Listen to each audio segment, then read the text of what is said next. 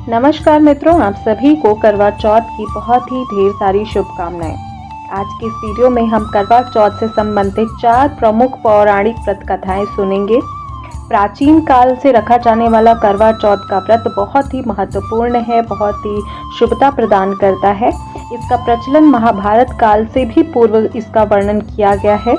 ऐसी मान्यता है कि सुहागन स्त्रियां अपने अपने पति के दीर्घायु के लिए इस व्रत को रखती हैं और पांडवों के लिए द्रौपदी ने भी किया था और ये काफ़ी प्रचलित है, काफ़ी प्रचलित व्रतों में से एक है। तो आइए सुनते हैं करवा चौथ व्रत की व्रत कथा। व्रत कथा से संबंधित बहुत 4 कथा मैं आपको सुना रही हूँ। तो सबसे पहले करवा चौथ की व्रत कथा, पहली व्रत कथा सुनते हैं। जब आप इस कथा को सुन रहे हो तो 13 दाने गेहूं के अथवा चावल के अपने हाथ में लेके इस व्रत की कथा को सुनना चाहिए। एक साहूकार था, उसके 7 बेटे और एक बेटी थी। सातों भाई व बहन एक ही साथ बैठकर भोजन करते थे। एक दिन कार्तिक का चौथ का व्रत आया तो भाई बोला, बहन आओ भोजन करते हैं। बहन बोली कि आज मेरा करवा चौथ का व्रत है, अतः मैं चांद के उगने पर ही भोजन खाऊंगी। तब भाइयों ने सोचा कि चांद के उगने तक बहन भूखी रहेगी, तो एक भाई ने दिया जलाया और दूसरी छलनी से ढककर उसे दिखा दिया। नकली चांद बनाकर बहन से कहने लगा, चलो चांद आ गया है, अर्घ दे दो। बहन अपने भाभियों के कहने लगी कि चलो अर्घ दे दो। तो भाभियां बोली, तुम्हारा चांद उगा होगा, हमारा चांद तो रात में ही उगेगा। बहन ने जब अकेले ही अर्घ दिया तो खाने लगी और जैसे ही खाने पहुंची, उसके पहले ग्रास में बाल आ गया, दूसरे में कंकड़ आ गया और तीसरे ग्रास में संदेशा ससुराल से आ गया कि उसका पति बहुत ही बीमार है। माँ ने जब लड़की को विदा किया तो रास्ते में जो भी मिले उसे पांव लगना और अपने सुहाग के लिए आशीष मांगना। उसने अपने पल्ले में 8 गांठ बांधकर कुछ रुपए भी देना। बहन जब भाइयों से विदा हुई तो रास्ते में जो भी मिला उससे यही आशीष दी कि सातों भाइयों की बहन बनी रहो, तुम्हारे भाई हमेशा सुखी रहें और तुम उनका सुख देखो। सुहाग का आशीष किसी ने भी नहीं दिया। जब वह ससुराल पहुंची तो दरवाजे पर छोटी ननद खड़ी थी। वह उसके भी पांव लगी और उसने कहा, सुहागिन रहो, सपूती हो। और उसने यह सुनकर पल्ले की गांठ बांध खोल दी और ननद को सोने का सिक्का दिया। तब वह भीतर गई और सास ने कहा कि पति धरती पर पड़ा है, तो वह उसके पास जाकर उसकी सेवा करने बैठ गई। बाद में सास दासी के हाथ बची खुची रोटी भिजवा दी। इस प्रकार से समय बीतते बीते मार्गशीर्ष की चौथ आई और चौथ माता बोली, करवा लो भाइयों की प्यारी, करवा लो। लेकिन जब चौथ माता नहीं दिखाई दी तो वो बोली, माता आपने मुझे उजाड़ दिया, अब मेरा उद्धार आप ही करोगी, आपको मेरा सुहाग देना पड़ेगा। तब उस माता ने बताया कि पौष का जब चौथ आएगा वह मुझे बहुत ही प्रिय है, उससे ही सब कहना, और वह सबसे बड़ी चौथ माता है, वही तुम्हारा सुहाग वापस दे पाएंगी। पौष का चौथ आकर चली गई, माघ की चली गई, फागुन भी चली गई, चैत्र बैसाख जेठ आषाढ़ और श्रावण भादो सभी आई और चली गई। आने वाली को कहना। लेकिन अश्विन की जब चौथ आई तो उसने बताया कि तुम कार्तिक की चौथ तुम पर नाराज है, उसी से ने तुम्हारा सुहाग लिया है, वही तुम्हें वापस कर सकती हैं और वही आएंगी, तो उनके पांव पकड़कर विनती करना। और यह बताकर भी चली गई। जब कार्तिक की चौथ आई तो वह गुस्से में बोली, भाइयों की प्यारी करवा ले, दिन के चांद उगनी करवा ले, व्रत खंडन करने वाली करवा ले, भूखी करवा ले। यह सुनकर वह चौथ माता को देखकर उनका पांव पकड़कर गिड़गिड़ाने लगी, हे चौथ माता, मेरा सुहाग तुम्हारे हाथों में है, आप ही मुझे सुहागिन करे। तो माता बोली, पापिन हत्यारिन, मेरे पांव पकड़कर क्यों बैठी है? वह बोली, मुझसे जो भूल हुई उसके लिए क्षमा कर दो माँ, अब भूल नहीं करूंगी। तो चौथ माता प्रसन्न होकर आंखों के काजल, नाखून से मेहंदी और टीके से रोली लाकर छोटी उंगली पर उसके पति पर छिटा दिया और वह उठकर बैठ गया और बोला कि आज मैं बहुत सोया, वह क्या वह बोली, क्या सोए, मुझे 12 महीने हो गए हैं, अब जाकर चौथ माता ने मेरा सुहाग लौटाया है। तब उसने कहा, जल्दी से माता का पूजन करो। तब चौथ माता की कहानी सुनी, करवा का पूजन किया, प्रसाद खाकर दोनों पति पत्नी चौपड़ खेलने बैठ गए। नीचे से दासी आई, उसने सब उन दोनों चौपड़ पास से खेलते देखा तो उसने सासू जी को जाकर बताया। तब सारे गांव में ये बात प्रसिद्ध हो गई कि जब स्त्रियां चौथ का व्रत करें तो उनका सुहाग अटल रहता है। जिस तरह साहूकार की बेटी का सुहाग माता ने वापस किया, उसी तरह से चौथ माता सबको सुहागन रखे। यह करवा चौथ के उपवास की सनातन महिमा है। इस प्रकार से प्रथम कहानी हमारी संपूर्ण होती है। अब हम सुनेंगे दूसरी व्रत कथा। तो जो गेहूं के दाने या चावल के दाने आपने हाथ में रखे हैं, उन्हें हाथ में ही रखिएगा। अभी हम 4 कहानियां इसी प्रकार से सुनेंगे। तो दूसरी कहानी इस प्रकार है। अति प्राचीन काल की बात है कि एक बार पांडुपुत्र अर्जुन तप करने के लिए गए, नीलगिरी पर्वत पर गए थे। उधर पांडवों पर मुसीबत आ गई थी और द्रौपदी का हाल विहल हो रहा था। उसने द्रौपदी ने कृष्ण भगवान की आराधना करती हुए कहा, कृष्ण के उपस्थित हुए और पूछा कि हे द्रौपदी, आपको क्या कष्ट है, कृपया अपने कष्ट का कारण बताइए। द्रौपदी ने हाथ जोड़कर कहा, प्रभु मुझे क्या कष्ट है, ये तो आप स्वयं जानते हैं, आप तो अंतर्यामी हैं, मुझे कष्टों के बोझ से विहल कर दीजिए। तुम्हारा प्रश्न अति उत्तम है द्रौपदी, कृष्ण भगवान मुस्कुराकर बोलते हैं। प्रभु, फिर मुझ दुख नारी का कष्ट दूर करने का उपाय बताइए। द्रौपदी ने पूछा कि यह प्रश्न एक बार पार्वती माता जी ने शिव जी से किया था। तब श्री शिव जी ने करवा चौथ का विधान बताया था। फिर प्रभु, करवा चौथ की जानकारी मुझे भी दीजिए, ऐसा द्रौपदी जी बोलते हैं और बोलती हैं कि कृपा करके वो कथा जो भगवान शिव ने माता पार्वती को सुनाई थी वह आप मुझे भी सुनाइए। तो कृष्ण एक पल में सोचने के बाद कहते हैं, दुख सुख जो सांसारिक माना जाता है, प्राणी को सदा ही लिप्त रहता है उसमें। मैं तुम्हें अति उत्तम करवा चौथ व्रत की कथा सुनाता हूँ, इसे ध्यान से सुनो। प्राचीन काल में गुणी विद्वान धर्मपरायण एक ब्राह्मण था। उसके 4 पुत्र थे और एक बहुत ही सुशील उसकी पुत्री थी। पुत्री विवाहित होकर चतुर्थी का व्रत किया करती थी, किंतु चंद्रोदय से पूर्व ही उसे शुदा ने बाध्य कर दिया था। इससे उसके स्नेही भाइयों ने छल के पीपल की आड़ में कृत्रिम चंद्रमा बनाकर दिखा दिया। लड़की ने अर्घ्य देकर भोजन कर लिया। भोजन करते समय पति की हृदय गति बंद हो गई। इससे दुखी हो उसने अन्न जल का त्याग कर दिया। उसी रात्रि इंद्राणी भूमि विचरण करने आई। ब्राह्मण पुत्री को दुखी देख उसका कारण पूछा। इंद्राणी ने बताया कि तुम्हें करवा चौथ के व्रत के दिन चौथ दर्शन से पूर्व भोजन कर लेने से यह कष्ट मिला है। तब उस लड़की ने हाथ जोड़कर विनय की कि मुक्त होने का कृपया मुझे उपाय बताइए इंद्राणी महारानी। इस पर इंद्राणी महारानी कहती हैं, यदि विधि पूर्वक अगली चौथ तक व्रत करोगे तो तुम्हारा पति पुनर्जीवित हो जाएगा। ऐसा करने पर कन्या ने ऐसा करने का वचन ले लिया और उससे उसका पति स्वस्थ हो गया। इस पर कन्या ने वर्ष भर प्रत्येक चतुर्थी का व्रत किया और अखंड व्रत किया, अनंत अखंड सुहाग को प्राप्त किया और अपने सुहाग की अखंडता को सती के रूप में स्थापित हुई।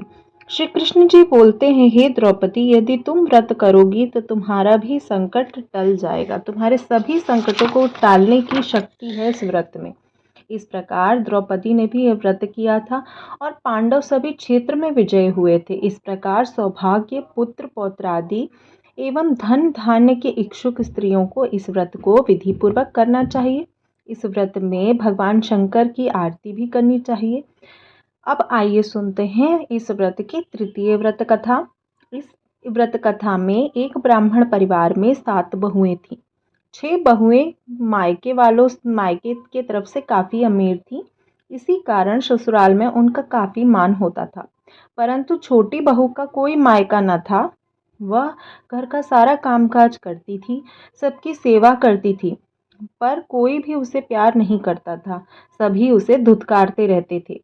30 त्योहारों पर भी जब उसके मायके से कोई ना आता था तो वो बहुत दुखी होती थी। हर वर्ष इस तरह करते करते एक वर्ष उसका करवा चौथ का व्रत आया। अन्य बहुओं के मायके से छोटे भाई करवा लेकर आए। पर छोटी के मायके से यदि कोई होता तो करवा लेके आता। सास छोटी को ही खरी खोटी सुनाया करती थी। वह दुखी होकर घर से निकल पड़ी और जंगल जाकर रोने लगी। ऐसे में नाग देवता बहुत देर तक उसका रोना सुनते रहे। अंत में उन्होंने अपने बिल से निकलकर छोटी बहू से पूछने लगे, बिटिया क्या बात है, तुम क्यों रो रही हो? छोटी बहू बोलती है, आज करवा चौथ का व्रत है, मेरा कोई भाई नहीं है। यदि मेरा कोई भाई होता तो आज जरूर करवा चौथ लेकर आता। नाग को छोटी बहू पर दया आ गई। नाग ने कहा, बेटी तुम घर चलो, मैं अभी करवा लेकर आता हूँ। थोड़ी देर बाद नाग छोटी बहू के ससुराल पहुंचा। ससुराल वाले इतना सामान देखकर चकित हो गए। सास भी प्रसन्न हो गई। सास ने प्रसन्न मन से छोटी बहू के नाग देवता के साथ भेज दिया। नाग देवता ने छोटी बहू को अपना सारा महल दिखाया और कहा, जितने दिन चाहो उतने दिन आराम से रहो, मन चाहा खाओ और मन चाहा पहनो। एक बात याद रखना कि सामने रखी नाद कभी मत खोलना। छोटी बहू का सारा समय महल में आराम से कटता था, पर नाद के बारे में उसको बहुत उत्सुकता थी। एक दिन जब घर में कोई न था, तब छोटी बहू ने नाद उठाकर देखा तो उसमें हजारों छोटे छोटे सांप के बच्चे इधर उधर रेंगने लगे। उसने जल्दी से नाद को ढक दिया। जल्दी में एक सांप की पूंछ का नाद के नीचे आकर कट गई। शाम को नाग अपने घर पर छोटी को अपनी गलती स्वीकार कर ली। नाग से क्षमा भी मांग ली। जब छोटी ने ससुराल जाने की इच्छा व्यक्त की तो धन रत्न देकर नाग देवता ने उसे विदा कर दिया। छोटी के ससुराल में उसकी बड़ी इज्जत होने लगी थी। अब जिस सांप की पूंछ कटी थी ना, वह उसे भी बड़ा कहकर तंग करते थे। एक दिन उसने अपनी माँ से पूछा कि मेरी पूंछ कैसे कट गई माँ? तो माँ ने कहा कि छोटी बहू नाद उठाने में जल्दी से तुम्हें ढकने में पूंछ कट गई थी। तो बोला कि मैं छोटी बहू से अब बदला लूंगा। माँ ने बहुत समझाने पर भी उसने चुपचाप छोटी बहू के घर जाकर छुप गया और मौका पाकर उसे काटने की सोचने लगा। वहाँ छोटी बहू अपनी सास किसी की बात पर बहस चल रही थी। छोटी ने कसम खाकर कह दिया कि मैंने ऐसा नहीं किया है। वह कह रही थी कि मुझे बैंडा भैया से प्यारा कोई भी नहीं है। वह उसी की कसम खाकर कहती हूँ कि मैंने ऐसा नहीं किया है। और बंडा नाग वहाँ पर छुपकर सुन रहा था। बंडा ने जब सुना तो सोचने लगा कि जो मुझसे इतना प्यार करती है, मैं उसे काटने आया हूँ। वह चुपचाप घर चला गया। माँ ने पूछा माँ ने पूछा, ले आया बहन से बदला? वह कहने लगा, माँ बहन से कैसा बदला ले सकते हैं? तभी से बंडा भाई व छोटी बहन बहुत ही प्रेम के साथ रहने लगे। भाई प्रति वर्ष चौथ के दिन करवा लेकर जाता और बड़े बहन बड़े ही प्यार से करवा चौथ का व्रत रहती थी। अब आइए सुनते हैं करवा चौथ की चौथी व्रत कथा। चौथी व्रत कथा का वृतांत इस प्रकार है। प्राचीन काल में करवा नाम की एक पतिव्रता पवित्र स्त्री अपने पति के साथ नदी के किनारे एक गांव में रहती थी। कार्तिक मास के कृष्ण पक्ष की चतुर्थी के दिन उसके पति नदी में स्नान करने के लिए गए। स्नान करते समय एक मगरमच्छ ने उसके पैर को पकड़ लिया। वह करवा करवा नाम लेकर जोर जोर से अपनी पत्नी को पुकारने लगे और उनकी आवाज सुनकर उनकी पत्नी दौड़कर वहां आई और उसने मगर के कच्चे धागे में बांध दिया। मगर को बांधकर वह यमराज के यहाँ जा पहुंची। यमराज से बोलती हैं, भगवान मगरमच्छ ने मेरे पति का पैर पकड़ लिया है, अतः मैं पैर पकड़ने के अपराध में आप अपने बल से मगरमच्छ को नरक में ले जाओ। यमराज ने कहा, अभी मगरमच्छ की आयु शेष है, अतः मैं इसे नहीं मार सकता। इस पर करवा ने कहा, यदि आप ऐसा नहीं करोगे तो मैं आपको शाप देकर नष्ट कर दूंगी। यह सुनकर यमराज डर गए, क्योंकि पतिव्रता स्त्री में बहुत ही शक्ति होती है।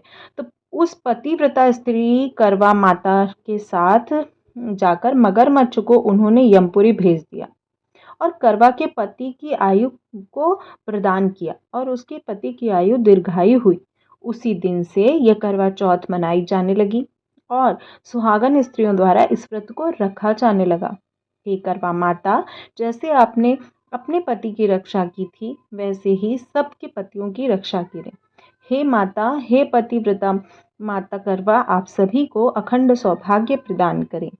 इसके बाद आपको ये कथा यहाँ पर संपूर्ण होती है। इसके बाद आपको बधाओ सुनना चाहिए। बधाओ मैं बता देती हूँ, लेकिन बधाओ हर जगह पर अलग अलग प्रकार से होता है। कई जगह पर कथा सुनने से पहले होता है, कई जगह पर कथा सुनने के बाद होता है, तो आप अपने यहाँ का देख लीजिएगा। इसके बाद हमारे यहाँ पर गणपति महाराज की आरती होती है। केवल आप चाहें तो भगवान शंकर की भी आरती कर सकते हैं, तो दोनों कर सकते हैं, और जो आपके यहाँ होता हो। अब मैं आपको बधाई सुनाती हूँ। तो पहला बधायो इस प्रकार है। कहाँ लगा आऊं अरे, तोहे नरियरे के बिरवा, ने बिरवा रामचंद्र जी की से जरिया बहु, असियाजी के गोद, अरे नरियरवा के बिरवा। ये थी प्रथम बधायो। अब सुनते हैं दूसरी बधायो। धन धन को कौशल्या कुखी, जिन जायो रामचंद्र सोपूत, बधायो राजा दशरथ को जिस दिन, जिन दई अनुज्ञा को नीव, बधायो राजा दशरथ को जिन मारे रावण के मान, बधायो राजा दशरथ को जिन कीनो अयोध्या को राज। अब आइए सुनते हैं तीसरी बधायो। आजू के दिन सिए, आजू के दिन सीने को आए महाराज, सोने के सब दिन रूप की रातें, सोने के पलंग परोगे महाराज आजू। पहले बधायो ससुर के घर आयो, सासुल ने लियो भर गोद महाराज, आजू के दिन सोने को आयो महाराज। ये थी तीन बधाइयों। ये तीन बधाइयों अपने रिवाज के अनुसार से आप पहले भी सुन सकते हैं, बाद में सुन सकते हैं। इसका आप सभी को बहुत ही महत्वपूर्ण होता है बधाइयों। इसी के बाद हम आरती करते हैं, और आरती करने के बाद हम सभी लोगों को करवा फेर लेना चाहिए, और इत्यादि जैसे बायना निकालते हैं तो बायना जरूर निकाल देना चाहिए। सभी संबंधित डिटेल वीडियो चैनल पर अपलोडेड है। जानकारी और कथा कहीं पे भी अच्छी लगी हो तो चैनल को सब्सक्राइब अवश्य कीजिएगा। मिलती हूँ नेक्स्ट वीडियो में।